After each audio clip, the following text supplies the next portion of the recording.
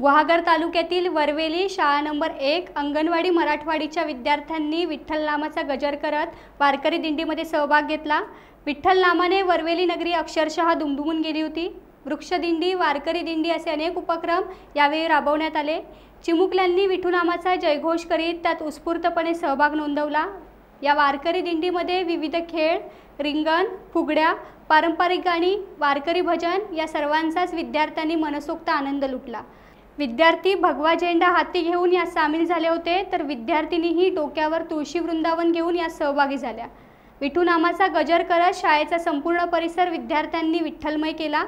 पावसाच्या रिमझिम सरीतला हा सोहळा पाहण्यासाठी पालकवर्गही मोठ्या संख्येने उपस्थित होता।